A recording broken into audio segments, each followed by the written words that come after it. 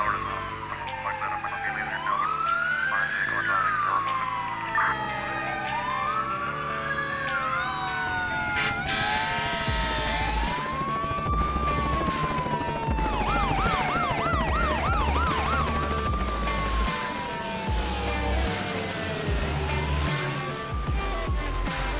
Hey everyone, it's Sam, and welcome back to the 911 Nonsense podcast. To stay in the loop, learn about upcoming guests, and join in the conversations with the Noon community, follow us on Facebook, Instagram, and Twitter. And hey, if you like what you hear in this episode, don't forget to like, subscribe, and share. Your support means the world to us.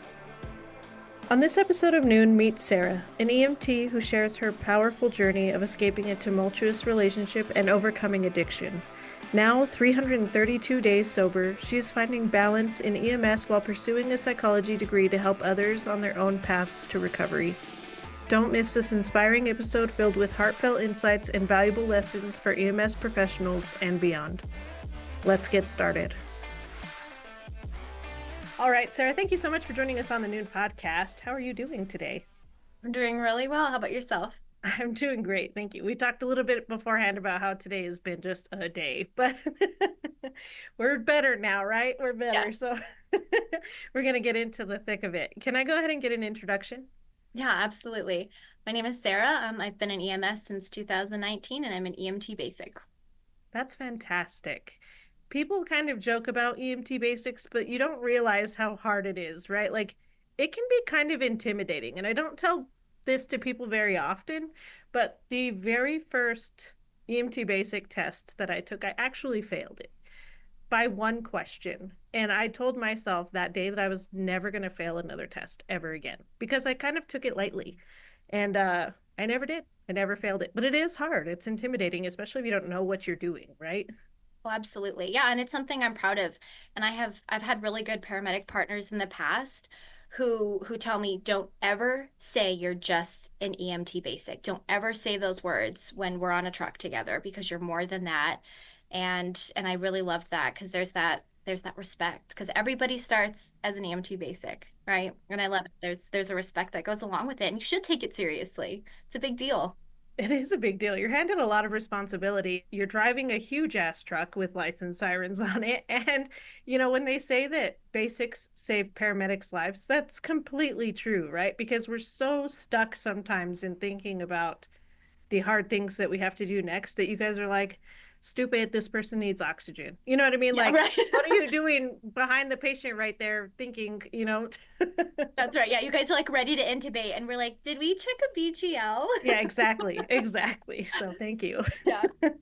So not only are you an EMT basic, you're also in school, right? Yes. And what are you doing? So I'm going for my psychology degree. I'm hoping to become a future addictions counselor. I would love to pursue that. That's very specific of you. Addictions like for a specific drug, or is that like a general category? I feel like probably just with my past as a recovering addict, I would just kind of any kind of substance, polysubstance abuse, anything. I want to be there. Do you feel comfortable telling me what kind of past you had? Yeah, absolutely. So I was addicted to cocaine and I was definitely a functioning alcoholic. That's impressive. I mean, you look fantastic. I feel good. Kudos to being sober. How long have you been sober for? I have 332 days today, so I'm almost at 11 months. Holy smokes, that's impressive, dude. That's very impressive. Thank you. I felt every single one of those Oh, days. I'm sure. I'm sure. And so you talk about having been functional, right? Because you're an EMT and you worked on the truck. How was it getting through those shifts before you were sober? It got pretty miserable towards the end. I mean, it literally is all you can think about. It's okay, how many more hours? Not to go sleep or to go, nourish my body or to go spend time with loved ones. It's when can I have a drink? When can I do another line? And that's just constantly in the forefront of your mind. And I mean, at the beginning of, kind of the start of the addiction, it was definitely not as prevalent, but it was always in the back of my mind. And so it's just like that little voice that won't shut up. And then by the end, when it was just this all-encompassing kind of life devastating addiction, it was I didn't even care if I helped anybody during my shift. I didn't give a shit as long as I was going to get what I needed.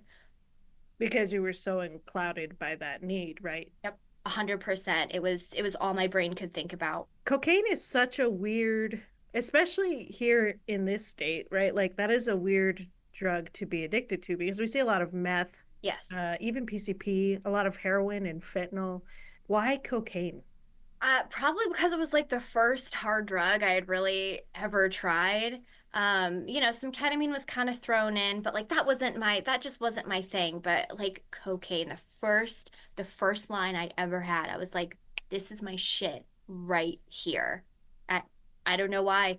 It made me feel like I could be more myself, which of course, in the end, it completely erases yourself and you have no idea who the fuck you even are. But for some reason, it did something with my brain and I really latched onto it. And that paired with alcohol, it was, it was over. So that was going to be my next question. Did you often use them together? Always, always, always together. Even if I wasn't planning on, maybe doing Coke that night, after a sip of alcohol, and I know that sounds really dramatic, but like literally after a sip, it was like, let's go. I could do a couple grams tonight. Let's go. It unlocked something in my brain. And I don't know, it was just nuts. So they were always paired together. And forgive me, I don't know like what size is a couple of grams. A couple of grams. I mean, so sometimes it would come in different forms. Sometimes it would come in like an already crushed powder. Sometimes it was kind of more of like a rock kind of crystal, and you'd kind of have to crush it yourself. But I mean, it kind of varied too, depending on who was my dealer. God dang girl. I know. That's fucking nuts. It was a crazy time. So you want to go and help the people that are having the same issues that you had previously. Yes, 100%. My heart is really there. And then you had the idea to get into EMS, right? Because you weren't in EMS when you, or were you? Were you in EMS when the addiction started, or was it prior to EMS? I was an EMT for maybe about a year and a half before I started um using Coke, but I was definitely like a functioning alcoholic before, like right when I started EMS. To get through basic, I had, a couple of study buddies, and that's when I realized like, oh shit, I don't have to hide how much I drink because you all are drinking the same amount as me. That's awesome. So, unfortunately, kind of like-minded people. And are those people that you went to school with, do you know, are they still drinking? Yes.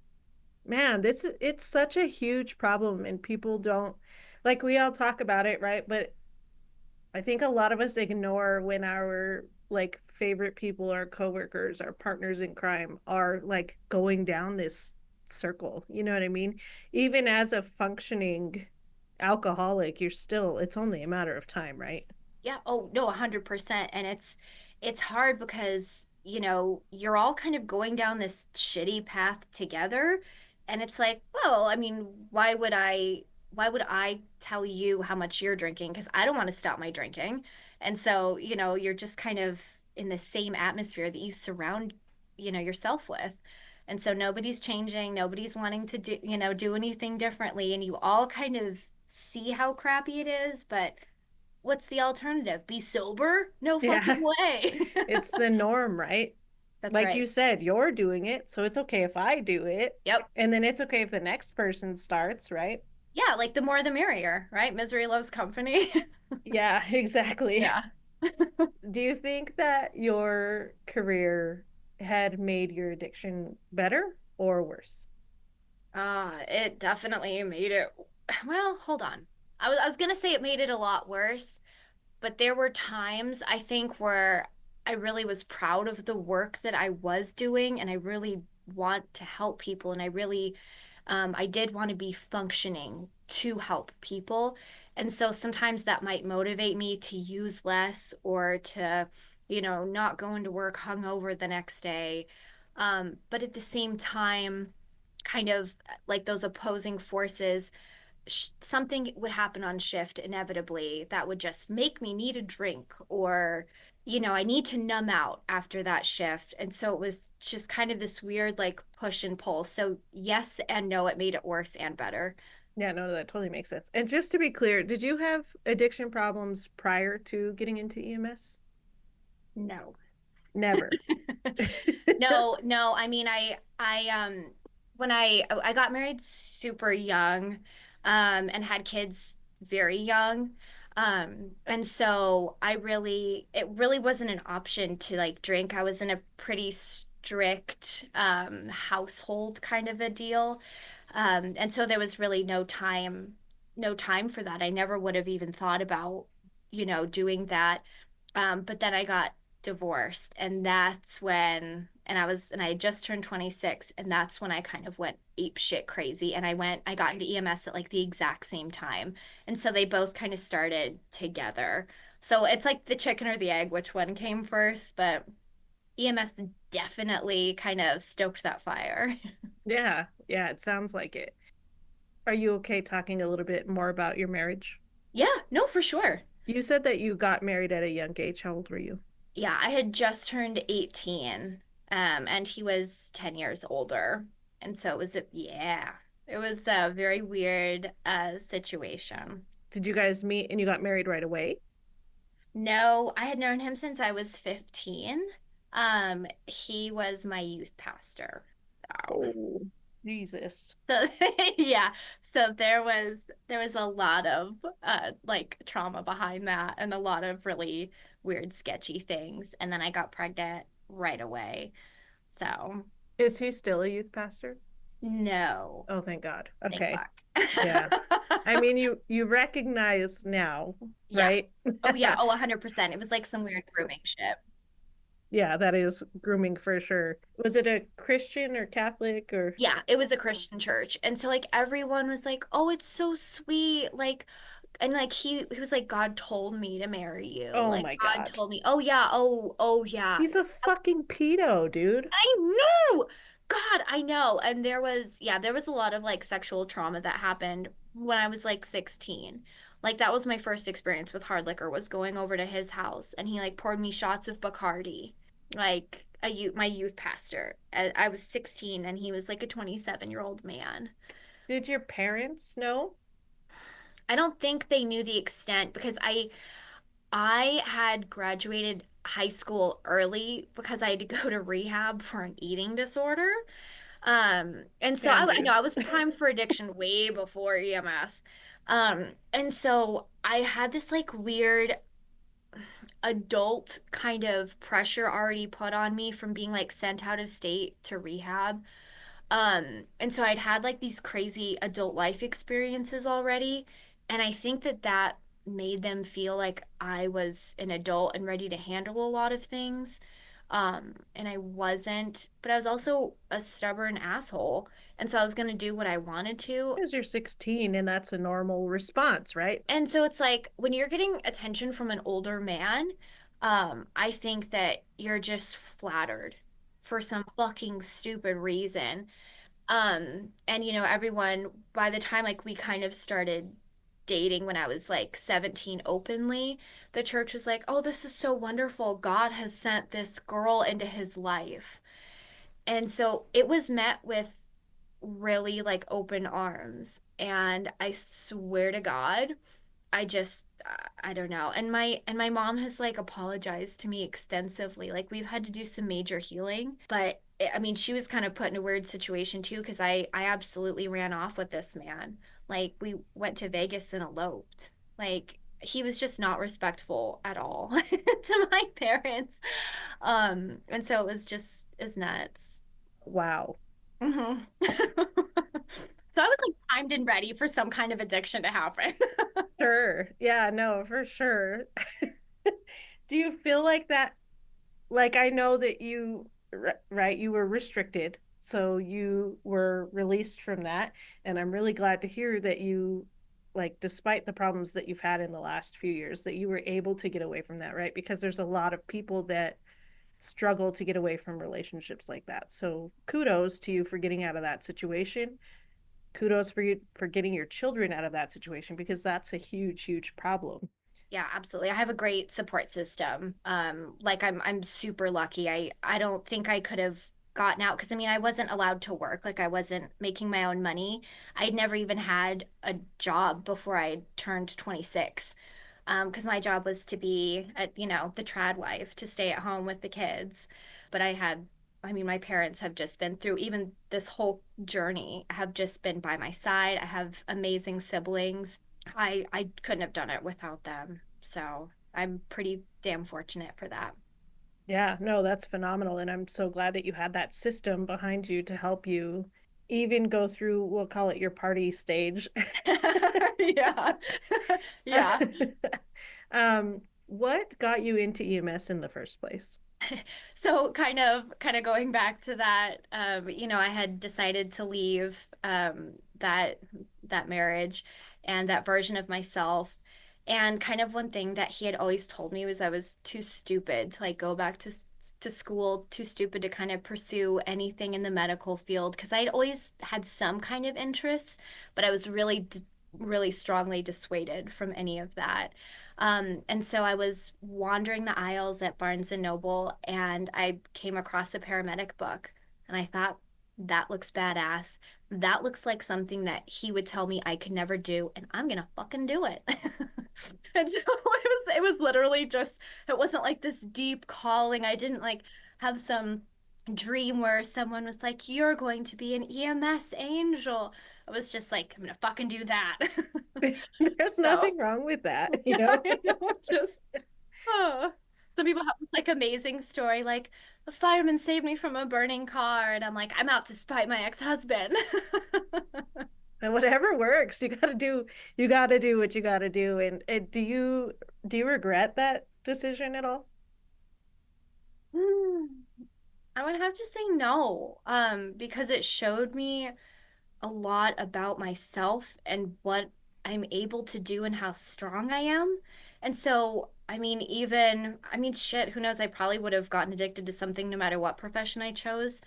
But doing EMS showed me this side of me that could make decisions in very stressful environments, that I can work with different kinds of people, that that I can stand up to like big giant meth heads who are yelling at me, threatening me with weapons, and I can like stand up and so it really showed me this like primal side of myself that I really had never been allowed to be in touch with. And so I can't be mad at that. I can't ever regret that. So I definitely don't regret anything. That's phenomenal. And you talked about the meth heads with weapons. That was very specific of you. Is there is that referencing something specific? I mean, so I've always worked a night shift. I don't know why. It just adds to the ratchet side of EMS, I think nights do. It does. Yeah, for sure. There's like less coverage. It's just harder. And I mean, when you pull up on scene, you're given such minimal information. And so you just pull up on scene somewhere, maybe the South Valley, say. And there's a half naked meth head running around with a tire iron threatening you. So you're just like, all right, let's go. Let's Let's go. do this. Hmm. And were you and your partner safe throughout that event? I mean, are you ever really safe in EMS? I mean, you guys came out intact. Yeah, no, we did. We clocked out the same way we clocked in, right? We Oh, did. that's good. I always had really, really good partners, that they ensured that like they were pretty protective of me. And I'd never minded that. Usually, when you're in EMS, I'm like, I want to be treated, equally. Don't treat me like a fragile female. But I really did appreciate when, my other partners would kind of stand up if there was a dangerous situation and make sure, I was protected. But Yeah, no, definitely. Unfortunately, that is a higher percentage here in the state that we work in where meth is very prevalent here and fentanyl is very prevalent here. So that we've all had the meth heads carrying something, right? Like I had a guy in the same area They called 911 for a dude carrying around and swinging a machete. And which also, if you didn't know, that's a high prevalence in the state is people getting killed with machetes.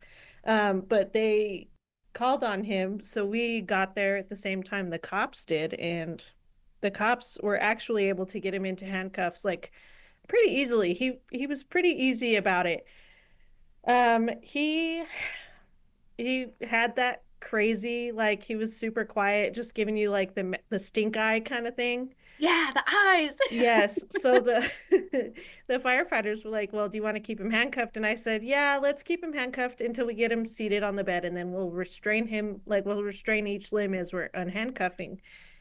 For those that don't know, you can keep somebody handcuffed in the back of the ambulance as long as a cop rides with you, right? Because they have the handcuff keys, and if the ambulance is in an accident or anything like that, you have to be able to release that patient so that they can escape if like the ambulance catches on fire or if it's an unsafe situation. So if they can't ride with you, you put them in restraints.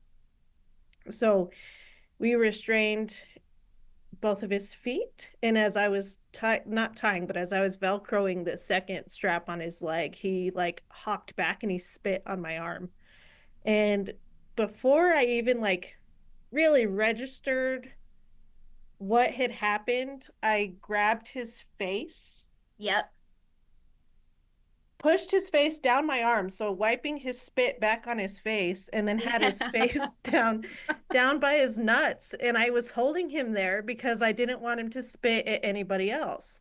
And like this all happened within like a half a second, right? So Fire's standing there like, wait, what just Yeah. Which happened? is You know, they're like, what's going on? Before it took him a second to realize what was going on before they all like jumped on top of him also, so that Yep. he didn't start spitting and biting until we could get a sleeve over his head, the spit sock.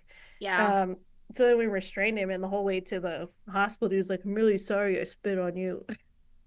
You're like, gee, thanks. Like if that had gotten in my eyes. Yeah, like if you were sorry, you wouldn't have done it in the first place. Like, really, come on, buddy. Come on. So yeah. We all have those yeah, South Valley stories, don't we? Yes. Oh man. You know what? I was just telling this story of I don't know if you remember this. I don't know how long you've lived here, but there was a guy. This is a job. I had no idea. It makes sense once you hear it, but I had no idea. But this guy worked for the zoo where he would help dispose properly of deceased animals from the zoo, right? Well, one of the rhinos died, and he came and he picked up the rhino. This was several years ago. Uh-huh. It's gonna this has got to be good. It has a rhino in it.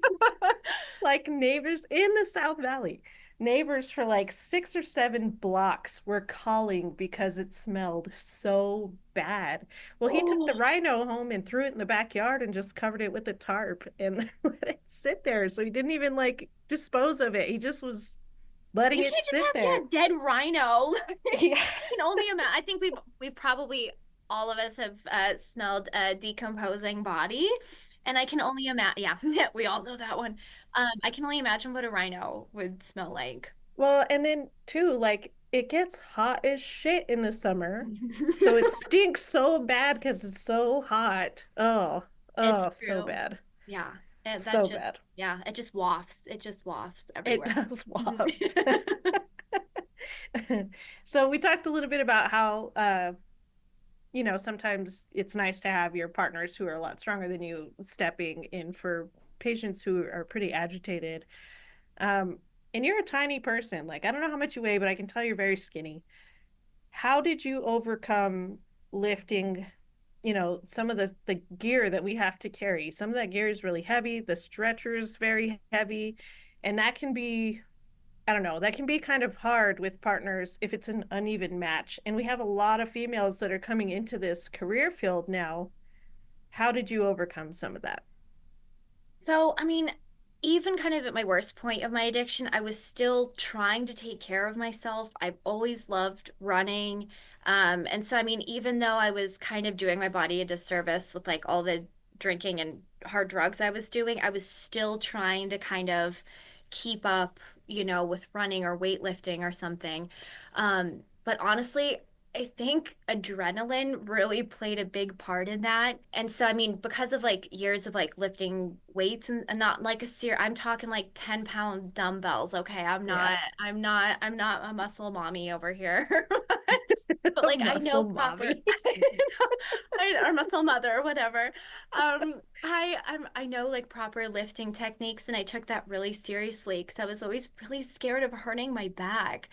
And so I took that pretty damn seriously. But also, I didn't want my partners to ever feel like I couldn't pull my weight. And so maybe it was like my fear of disappointing people or that I didn't want to think, oh, she can't do it. She's a girl. And so I think there was a lot of different, it was kind of multifaceted. Um, Yeah. but I mean, also, there were times if there's firemen there, ask them to help you. It's okay. Like, get the help that you need. It's okay. Um, but there was actually there was one time where I was paired. So I'm 5'8", right? I'm 5'8", maybe 115 pounds. I don't know, 120. I don't know. I kind of say fuck the scale. And so I was paired with like a 5'2" girl who maybe was 90 pounds soaking wet. And we did not have an automatic gurney. We were doing that muscle work. And I could not lift the gurney that night to save my life. And so she was actually at the head of the gurney. I could not see her head over where I was lifting, but she muscled and she powered up. Like it's got to be in the legs. You Hmm. do not lift with your back. I cannot emphasize that enough. Yeah. You lift with your knees, damn it. And keep that weight as close to your, like body as you can. You don't want it all the way, out here. You pull everything close to you. Um, but it does kind of suck when you feel like, fuck, I can't lift anybody. It's hard. It's a very physically demanding field. I mean, you have to take care of yourself. You just do. You got to make sure you're eating right. And, because I think that's kind of where I would fall a little bit short too, is I would get stressed out and not eat during shift. And that really did me a disservice as well. So you gotta take it seriously. You gotta keep up. Otherwise you'll fall behind and you're also risking hurting your partner as well, which sucks. Right. Yeah, because what are our rules of safety, right? Protect yourself, Yep. protect your partner, and then Yep. protect the patient. Yeah, no, for real. It's got to Yeah. go in that order. Yep. No, As it's shitty as that true. sounds to an outsider, that's how it goes. Yeah. I mean, if like working in the airplane, if something happens, like it's fucked up, right? Because you're loading and unloading this patient because they obviously can't walk. But if something happens and the plane goes down or your wing catches fire, if you can't unload that patient, there's nothing you can do. Like you have to get yourself out, you have to get your partner out. And that is one of the things that we have to consider, especially when we're transporting bigger patients. Yes, definitely. And that too, I mean, that's also a really big thing I think too in New Mexico is we do have kind of a larger population. And that comes with its own set of challenges, the bariatric truck and everything's a little bit different. And so that's a whole other thing. I was on the 911 service when the first bariatric truck came into service, and you didn't always get the bariatric truck. So there were patients where you have to literally unscrew the horns off the floor Yes. of the ambulance to hopefully your patient could walk. But if they couldn't, you had to get a tarp, literally a tarp, and lift them and lower them on the floor of the ambulance. Yeah, it's not a joke. It's no It is joke not a joke. Yeah. anymore. And this is like the 600 plus pound patients that you're having to carry. And you don't have any tools, right? You don't have any power tools because No, that you're the patient's power not going to tool. fit. Yeah, exactly. That patient's not going to fit on the stretcher. Like it says it can hold up to 750 pounds, but if this patient's too wide, I'm sorry, but Yeah. it's tipping. Like that's Yep. not worth my job. No, no, definitely not, because that'll be your license for sure. Yes, exactly. Oh man. Oh man. I know. I don't I don't miss those days. No. I know every once in a while I'm like, I miss the ambulance and I miss my skills, but I don't really No. miss it, you know? No. There's like a couple like fun days like that you have really good calls and like, you made a difference and you saved someone's nana, and it's like those days where you're like, I really miss it. But 90% of the time you're getting called to a 32, alpha in the middle of the night and you're just like, great, what are we gonna run into? You don't know. Yeah, yeah, Yeah. the You unknown don't miss it. status Yeah. patients. Yeah. The unknown sick person. You're like, oh Yes. God. It could be any variety of things, and it's usually not an alpha, which is like the No. lowest acuity. It's Yeah. usually like a delta echo, which is the highest acuity kind of call. Like somebody's in cardiac arrest on the Yeah. parking lot. Yeah. Yeah, and they're just assuming like, oh, someone fell asleep in the bus stop. No, they have a needle still in their arm, actually, but thank Yeah. you. Yep. They weren't Yep. taking a nap. Yeah. I was Yeah. talking about this the other day too. Like one of the things when I rode on the ambulance is the dispatchers call you and they're like, "Hey, we have a unconscious male," right? No other information. They're asking the person that called 911 to go up and check for pulses, and that person's like, go fuck yourself. Yeah. Like, no, I'm Yeah. not They're gonna like, I touch that did my patient. civic duty. I called it in. It's your Exactly. problem now. Yeah. Yeah. And now that I'm not on the ambulance, I'm like, I'm not gonna go touch that patient either. Like, No, no, I no. know. I'm the same. Like sometimes I'll be driving in the car and like it'll be like my mom or my fiance and they're like, "Is that person okay? They're behind a trash can. Like, are they conscious?" And I'm like, "Listen here. That is about to be somebody's problem. Do not call that in. You're Listen, gonna Linda. ruin someone's day." Yeah, exactly. Exactly. Yeah. Oh man, it's really neat getting to look from the outside in. And you didn't just work on the ambulance, you also worked in the ER, correct? I did. Yeah, that was when I got my license for my EMT basic. I got hired at a hospital to work in the ER at night. And so that was like my very first taste of EMS, and it was bananas. I could see how that would be overwhelming also. And a lot of people assume like when you get your EMT basic, the first thing you're going to go do is work on an ambulance. That's not the case anymore. There's so much autonomy for basics and for paramedics now to move into various fields, which is really cool. And it's only growing, it's getting even better. How did that experience shape the rest of your career?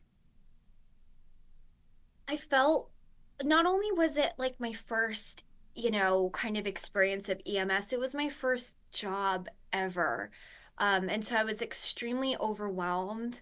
I had no idea how triage worked. I had no idea, why there were different pods of the ER. And, I just felt very overwhelmed and very lost.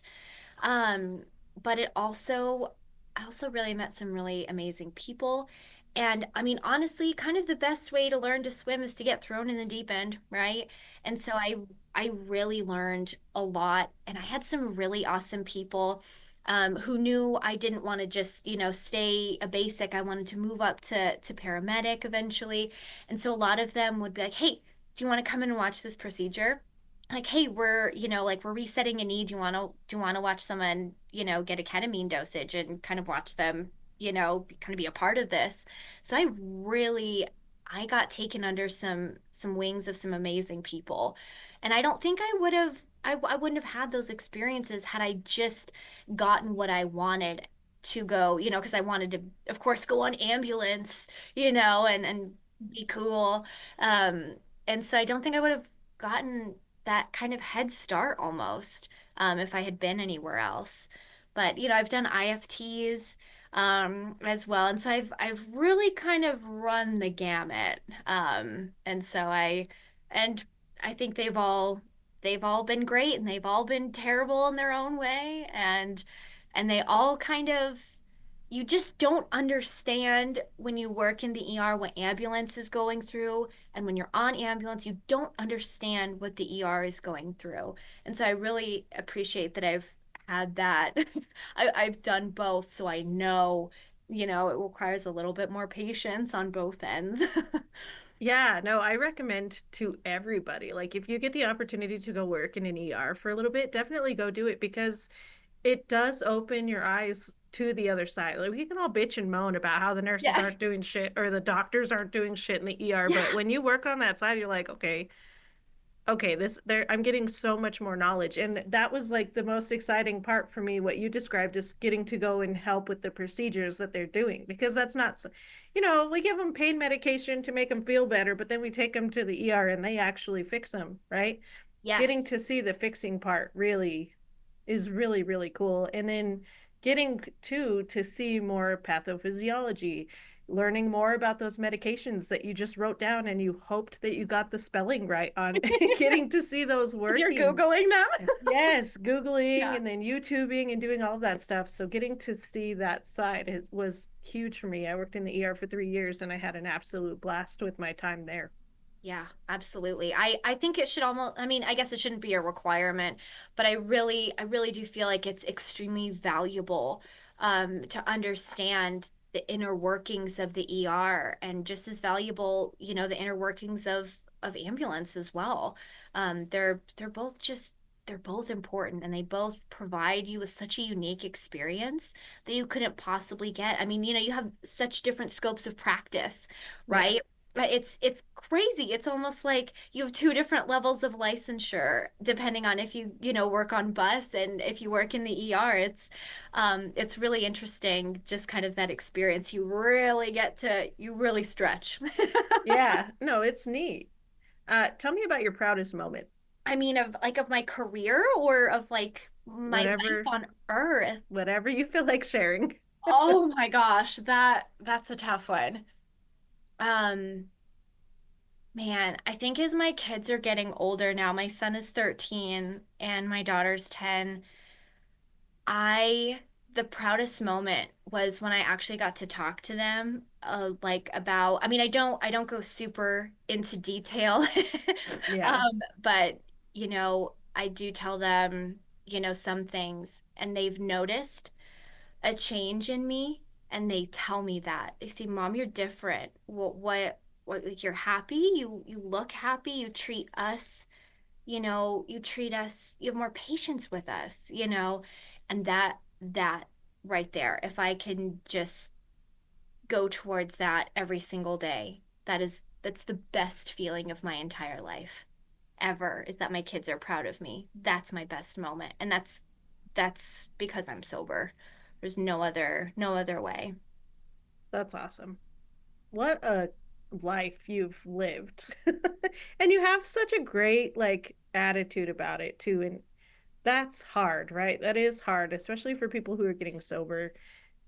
It can be detrimental, but I'm so proud of you and I'm so proud of where you are and I'm so proud of your family for staying and sticking with you and you having that just that whole system behind you. That's very impressive.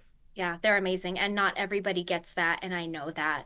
I definitely know that. And I don't take that for granted at all, ever. So Yeah. So since you got to work on both sides, via the ER and on an ambulance, what would you feel has been one of your like worst experiences? definitely ambulance sticks out to me more. Um, like one specific call. We had gotten called to a house. I can't remember how old she was, but she was decently young. She definitely wasn't older than 40.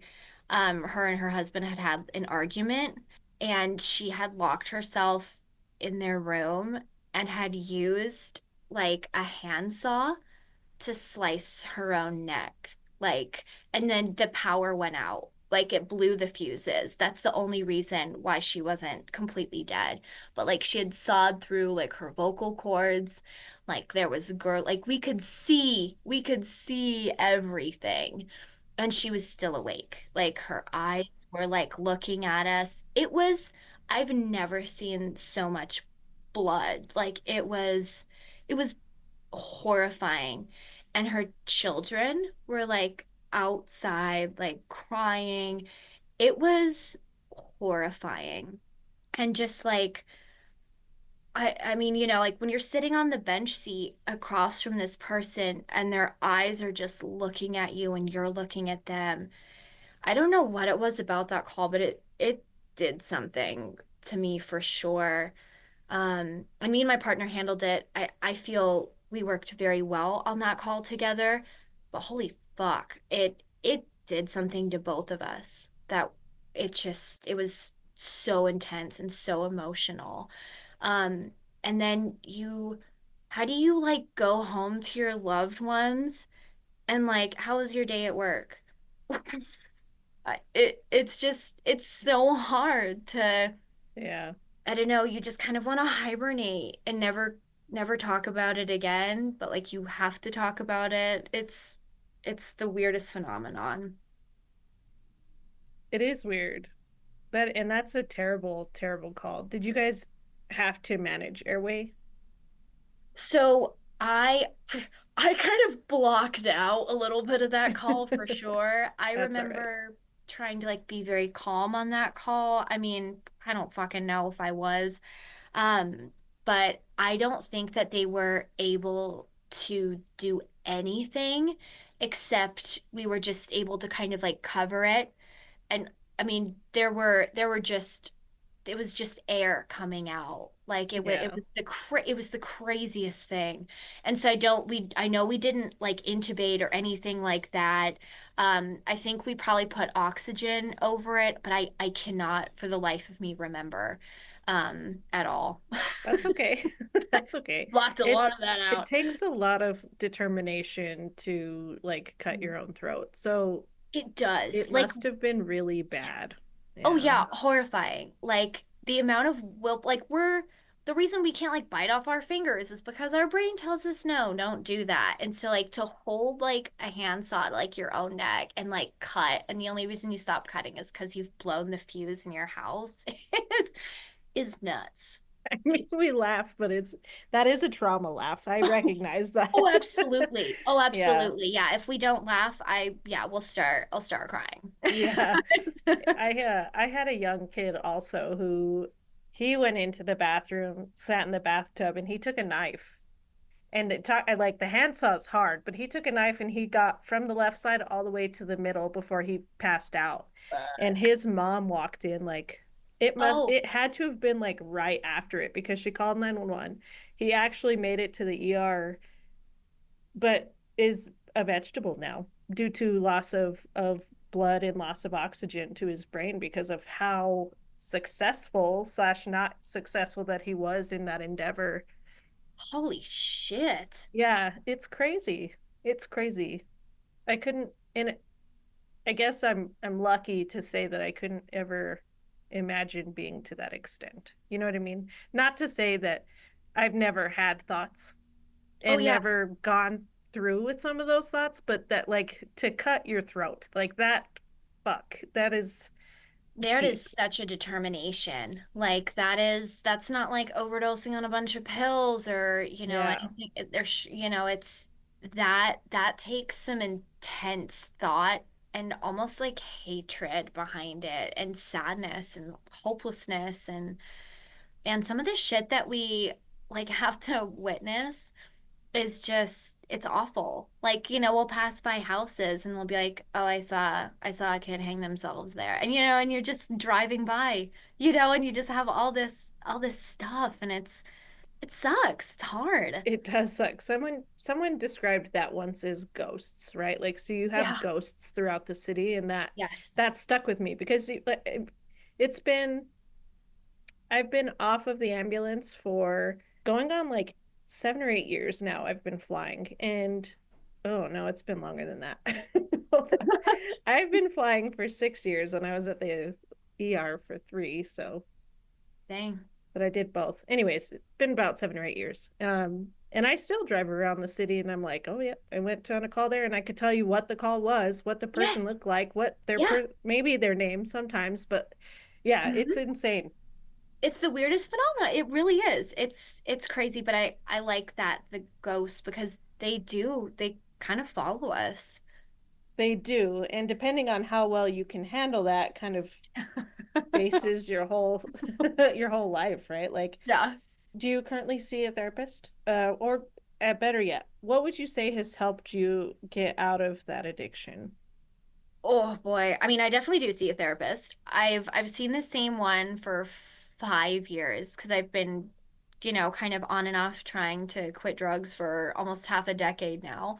Um, and and there's so many different things that need to come together in order to get out of an addiction. You need to be able to step away from a job or be able to move out of a home or get out of a relationship. There's a lot of different factors, but therapy for sure was a huge one. Um, and also, as cheesy as it sounds, like admitting that I had a problem. They're like, oh, admitting you have a problem is the first step. And it really is. And it's really hard because when you're in an active addiction, and you're not ready to give that up. You want to keep those parts secret and you don't want to tell anybody because there's shame behind it. And, you're just not ready to give it up. But I will tell you, when you are ready to give it up, you'll know because you're fucking done. And you will tell everybody around you, like that's going to be your support system because you're so done and you need everyone to know. You need to be held accountable and you want to be held accountable. So it's really multifaceted. But I had to change my whole life. I quit my job. I moved houses. I I don't have any of the same friends that I did even a year ago. My whole life is completely different, and it needed to be that way in order to have real change. Yeah, no, and that's a great way of putting it because and you telling me that you already have like completely different friends is a huge step, right? Because people want to keep hanging out with part of the problem, and friends are such a huge part of your problem. Like if you want to be smarter, hang out with smarter people. If you don't want to be addicted to drugs, hang out with people that aren't addicted to drugs, right? Like get yourself out of that situation. And that is fantastic that you were able to get out of that. And it's fantastic to see that you're see where your mindset is even today. Yeah. Amazing. Amazing. What if you don't mind my asking, what prompted the divorce?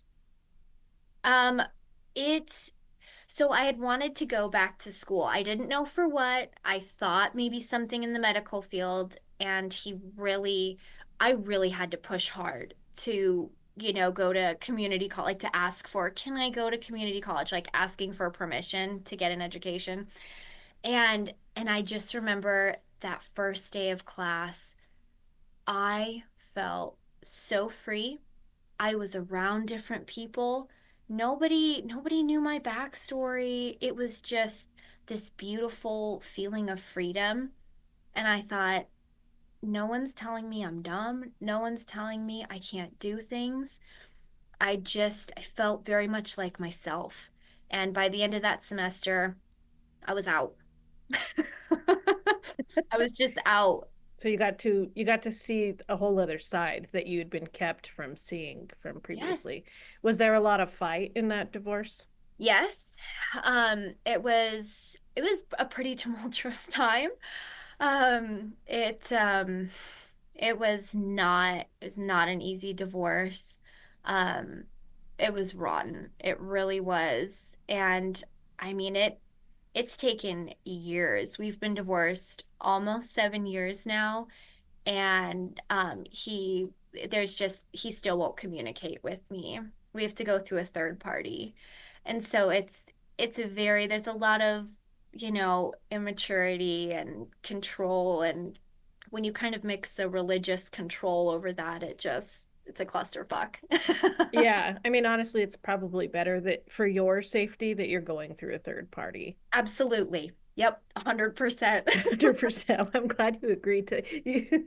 I'm glad you have a good head on your shoulders and don't ever let anybody feel less than you are because you are Oh, amazing. absolutely not. Yeah, no, no, no.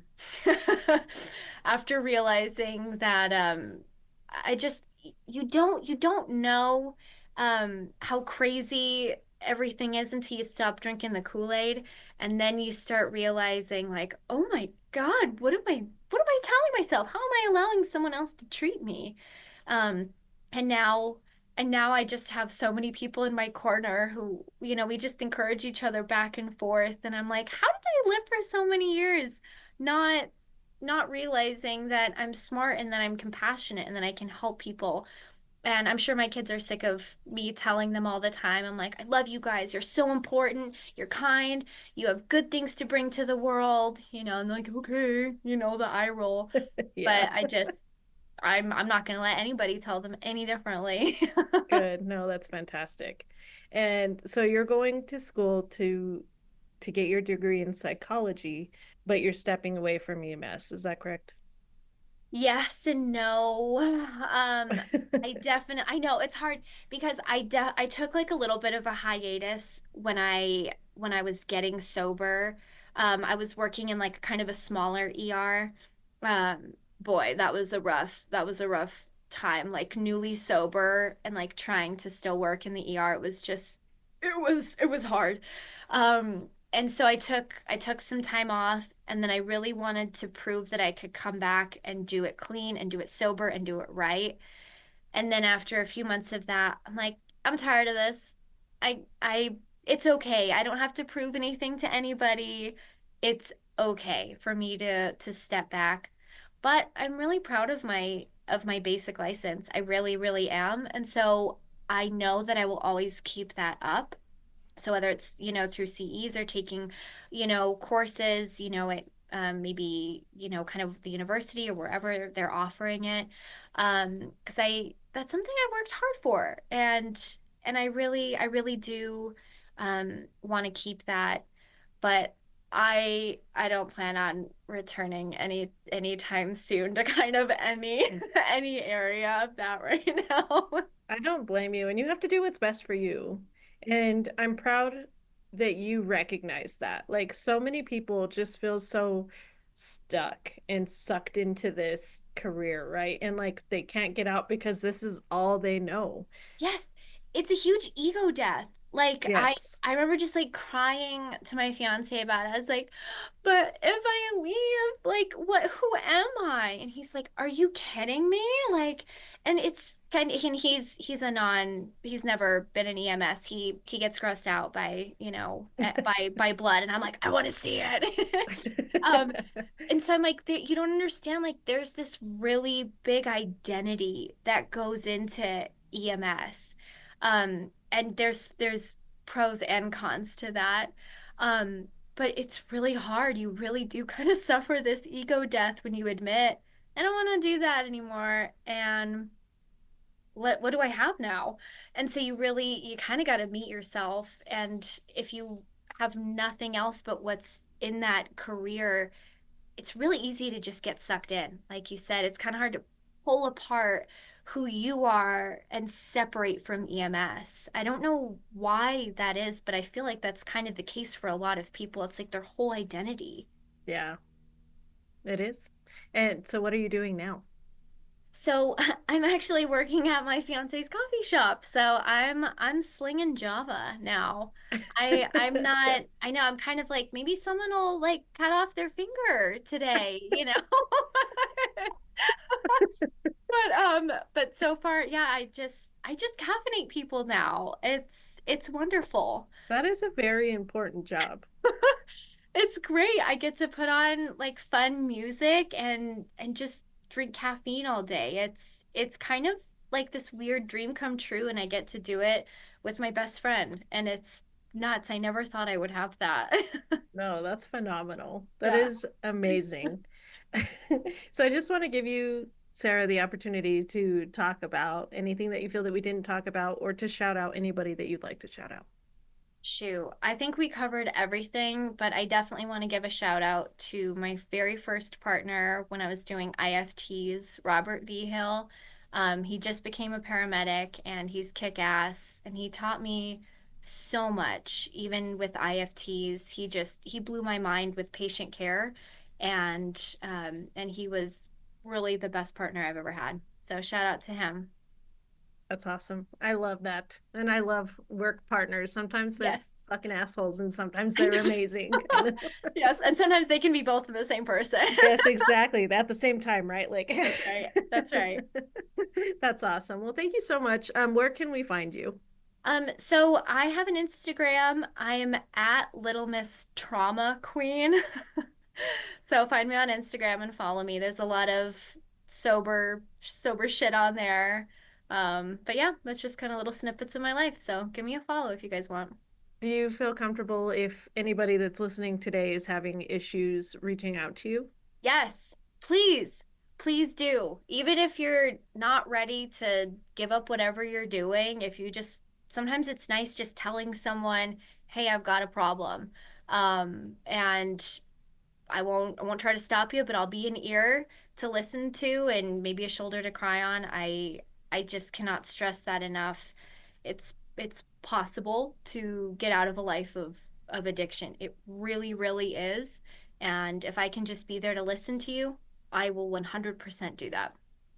That's phenomenal. And if anybody that's listening is interested and is unable to find her for some reason, please reach out to me and I'll send you her deets. If you don't have anything else, Sarah, thank you so much for joining me on the 911 Nonsense podcast today. Thank you. Thank you. That was awesome. Yes, thank you so much. I hope you have a great day. Thank you. You too. Bye. Bye. Thanks for tuning in. If you're enjoying the show and want to show your support, be sure to check out the Noon merch store on Bonfire. Find the link in the description below. Also, if you have any guest suggestions or if you're interested in being a guest on Noon yourself, visit the website at www.samspursuit.com to get in touch.